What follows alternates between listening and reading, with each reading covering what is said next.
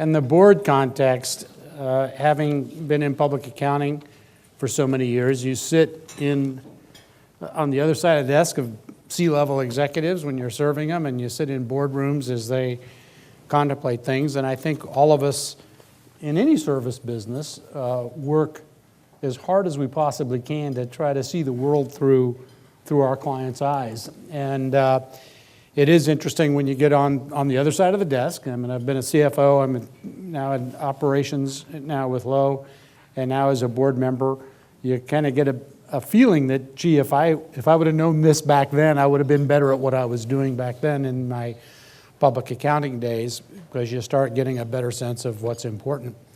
I think, part of it is,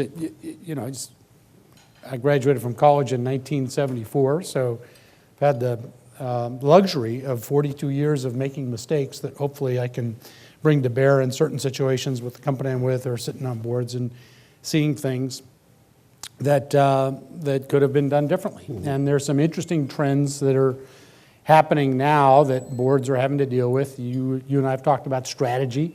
It's when you look at a population of a board, a lot of them are people who are really deep industry people. They understand business. They've been CEOs or COOs or CFOs.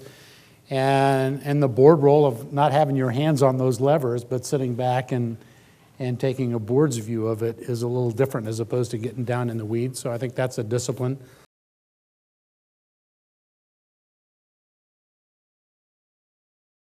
My view of strategy as I sit and listen to the articulation of it in the boardroom, there are two things that come about. One, it should be understandable, and two, it should be understood.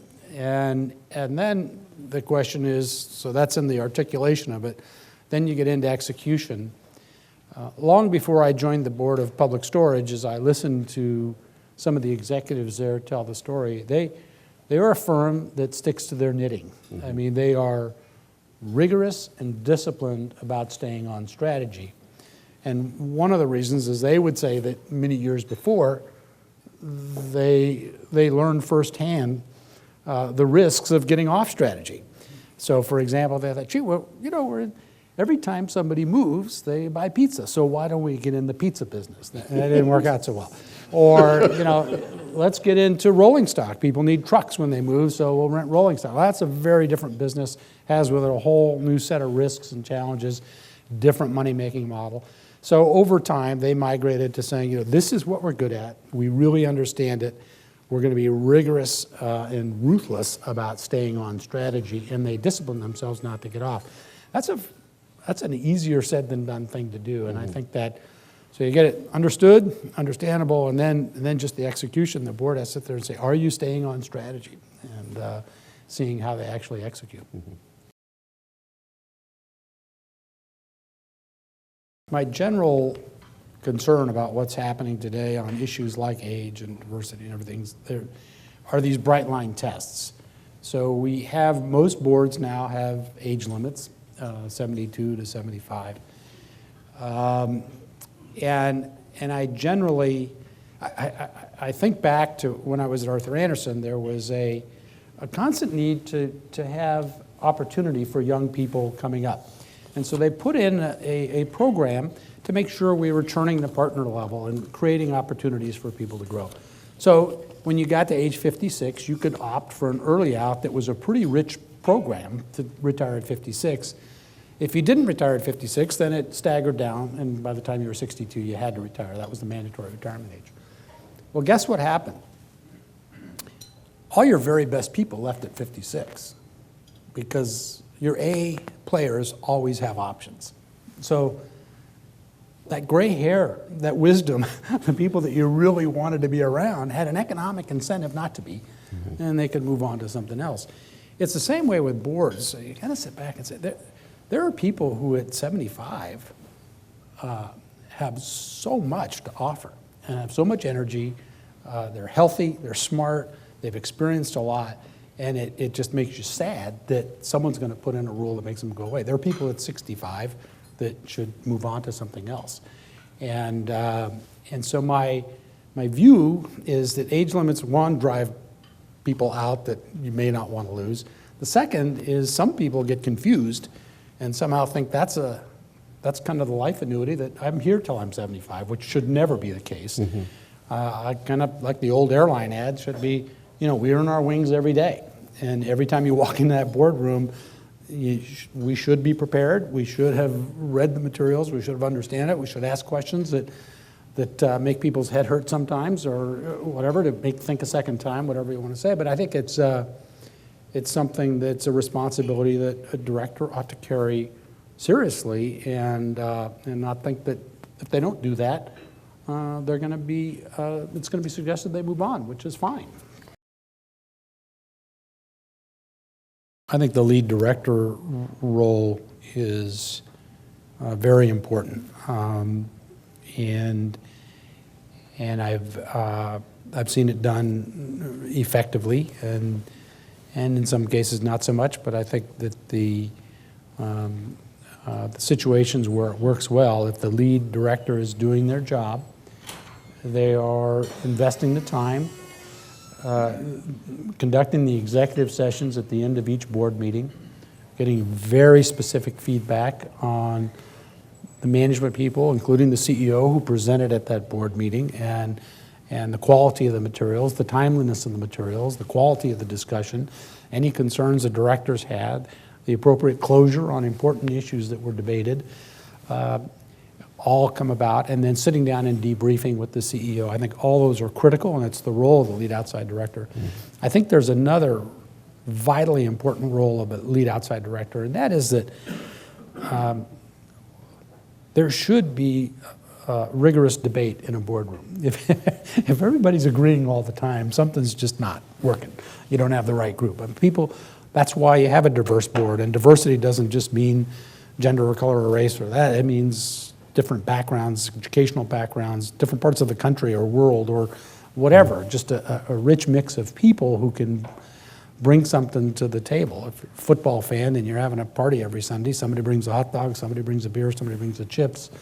You don't show up with something Sunday after Sunday, then pretty soon people are going to say, well, don't come to the game anymore. So you want that rigorous debate. At the end of it, what the lead outside director can and should do is say, okay, we've made some decisions. We've had some debates. We've had some different points of view. But we walk out of this room, everybody's in lockstep. It's time. This is time.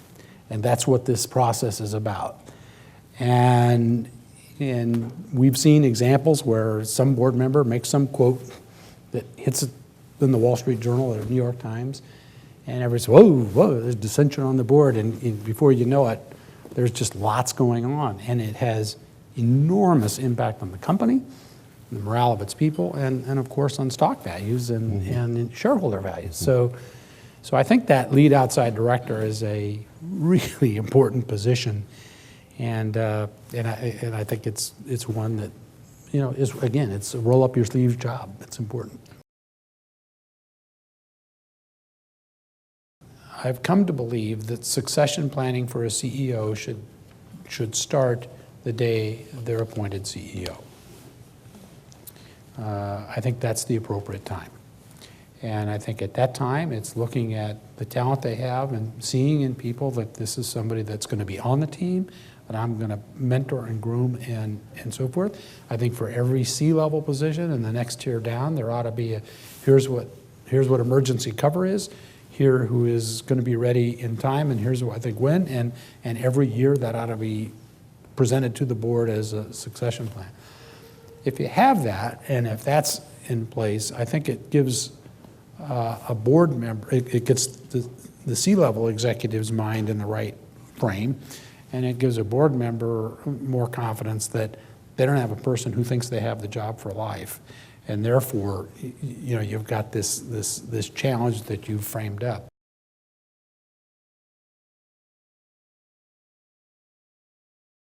We put together on a couple of boards, I'm on a skills matrix that we've used in a couple of situations, and it's interesting on that skills matrix. Technology is starting to come on there, is whether somebody with those skills ought to be on the board. As I've talked to security experts and heard numerous presentations, few board forums, whether it's some that Deloitte or Meyer or the others publish, or NACD or whatever that you go to, you seldom go to a meeting without someone bringing up cybersecurity, and certainly in the boardroom it's been there. Most of the experts say there are two kinds of companies in the world: those who've been breached and those who don't know it yet. And so I think that's probably an accurate statement. I was involved with one that clearly had a breach in the midst of a very large transaction, and you know, it was clear. They could tell exactly where the breach was. It was the deal guy, the CFO, the tax guy. I mean, all the people's emails they got into, and just, you know, wanted to get a little bit of an edge on a deal. So they fixed it and moved on.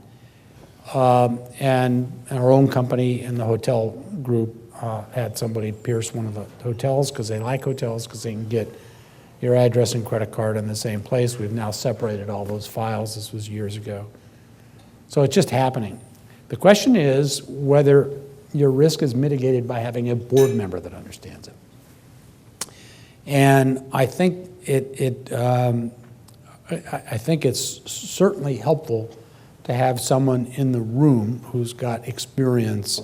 So as a CIO is presenting or a chief security officer is presenting, they can, this makes sense, and ask questions and probe and do those kinds of things. So I think that is something that companies, particularly that have really heavy issues, you know, large banks, people like this, that we're seeing it here in UCLA. I mean, the security systems here are as good as you've got in the healthcare side of it. They had a breach years ago and as well. So I think having people that can understand, ask the questions, probe, do that job, make a lot of sense. There are some businesses where it's important but not vital. I think it's, yeah, I would say it's really important at a firm like Public Storage, because you've got some credit card information and stuff like that. Right now, that's become the easier thing to protect. And so it's not something I think necessarily I'd look for that in a board member. I think those are skills you can hire on and make sure they're getting the right coverage on it. But, you know, a healthcare company, certainly a tech, and the whole tech sector, I mean, they all have people who are very savvy in this area, and you see that as an emerging trend. And banks, financial institutions, et cetera. I think we're going to see more of that. And I've met in director forums a lot of people who have a tech background, and it's there. You know, I can say, well, why am I there? There's no reason to have me on the board. Well, you know, Sarbanes-Oxley needed a financial expert, and go figure out, somebody was silly enough to think that I'm one of those, but I think I meet the qualifications, and so it was a change in the way you configured a board, and I think that's why you see more and more people with financial backgrounds, be it investment banking or CPAs or whatever, going on boards, because they need to fill that financial expert slot. I think we're going to see that in technology as well. There was a time, you know, 15, 20 years ago, everybody pounded the table and said, executive compensation has to be tied to stock value. If the company's not doing well, the executive shouldn't be doing well. Tie it to stock value, tie it to stock value, tie it to stock value. Okay, so, I mean, that was part of the conundrum with Oxy. So everybody said, so 99% of the CEO's compensation was tied to stock value.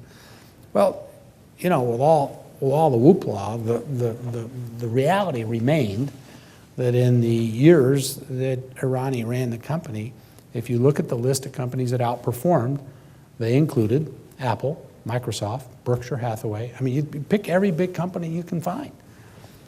988% over a 9-year, 10-year period return on investment. So guess what? All that stock just shot through the moon. They said, well, you did it wrong. I mean, you did it on total, returns. You should have done on this return. So and now you're trying to put the toothpaste back in the tube, and it just wasn't going in very well. And so I think that you know, pendulum's kind of swinging. People are being a little more thoughtful as to what it is, but I don't think any modeling would have ever produced that result back when they put that compensation thing back. So that's kind of one thing to think about. I do think it's appropriate to tie it to stock value, and that's going to generate some big returns. You also have kind of the lead lag is that by the time it hits, and the way the accounting works for it, it could hit in a bad year where that's the payday. So now everybody says, look at that, they had a bad year and he made $35 million. Well, yeah, but that 35 was from a 7-year-ago grant or a 4-year-ago grant. So now you go, well, you should disclose all this stuff. Well, it is. And I remember, you know, back in the day I did, you know, when I did tax work, I remember a client saying to me, he was a physician, saying, you know, I can read an x-ray, but I cannot read this stinking tax return to save my life. And I said, well, that's good, because I can't read your x-rays. But the fact is that, you know, we both have skill. I read those proxy materials pretty carefully. And I tell you, they make me dizzy. They're really, I believe, they've gotten like the tax code. They're hard to understand, even though I think companies have worked to synthesize it, you know, put tables in there that are meaningful and so forth. They're not easy. So the problem is really trying to match it. I don't think, you know, back to your question, if the CEO comes in and says, I think I need a new comp agreement, and everybody says, yes, sir, you know, you get that. That's probably not a good place to start. I think comp committees these days are earning their keep, but I do think, you know, executive compensation is something that has my antenna up. I don't sit on many comp committees, but it has my antenna up. Ringing in my ear years ago, hearing a few presentations by Peter Drucker when compensation was starting to creep up. And he made an interesting thing, and you talk about emerging trends. They want to see it as a percentage of average compensation for the whole organization, what the CEO makes. Well, Drucker actually thought that that was not a bad metric. But guess what he thought the CEO's comp should be as a multiple of the average comp of the employees? 7 or 8. 20. His number was 20. He said, I think if it starts getting over 20, it ought to get your attention. Total comp. Yeah. So you kind of said, right, I think we blew by 20 a long time ago. And, you know, whether Drucker, I mean, Drucker was certainly more right on a lot of things than he was wrong. I got eminent respect for him. Whether he's right on that one or not, whether it should be 20 or 30 or 40. But, you know, it was kind of interesting. You know, I never appreciated it much until later, but when at Anderson, they're very attentive to an egalitarian system among the partners. And it was pretty remarkable to me that the CEO of the firm, right, this is a multi-billion-dollar firm, 60,000 people worldwide, was about 7 times the brand newest partner. Really? Yeah. So that was a pretty tight band. And I think probably that was too tight, given the enormity of that role's responsibility to a brand new partner. I thought it was a little tight. That is the way the firm was set up and the way it was established, and it was part of the culture and core values. And also part of that culture and core values, every partner in the world knew what every other partner made. It was an open system, so there was no confusion about it. I never really appreciated it that much until later in life, and you kind of say, well, that was, you know, that was a pretty open book, transparent system. And as I talk to folks with other firms now, they go, well, we have no clue, and it's a totally secret thing. So I don't think every firm does it that way, and I don't know of others that do. But in the public forum, you know, you got the top 6, you got the proxy 5 or the proxy 6, this case maybe. I think it needs a lot more transparency, Wes, and I think that there's some multiple at which you just kind of say, you know, this is, you know, ought to be dialed back. And you know, I cited it, you know, Jack Welch.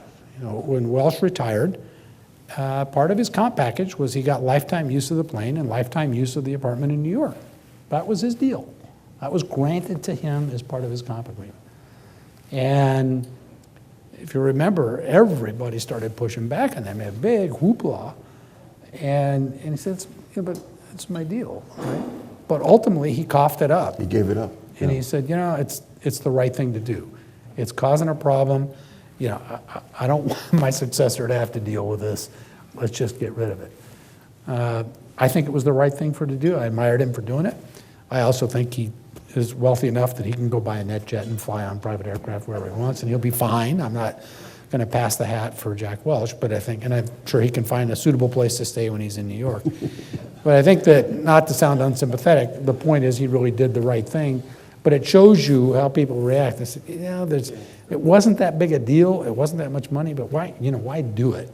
And I think there is a little bit of that when, and I deal with, attorneys who represent their clients in comp situations like that, and they're an advocate, and they're doing the best they can to get the most they can for their client. Probably not as aggressively as the sports agents, but pretty aggressively.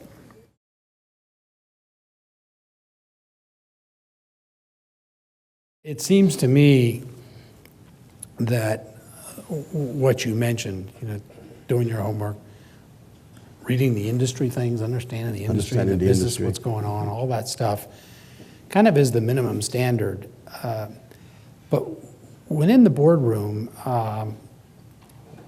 I think that it's important to stay true to your values and find the balance between clinging to those and making sure they're communicated properly, and being respectful of others. And there's a hard side of that that's clear and edgy and requires thoughtful communication, and there's a soft side. And I just can't help but remember one of my favorite quotes from Maya Angelou that said, people forget what you said and they'll forget what you did, but they will never forget how you made them feel. And I think in doing that, you need to draw out of people a feeling that says, we did the right thing here.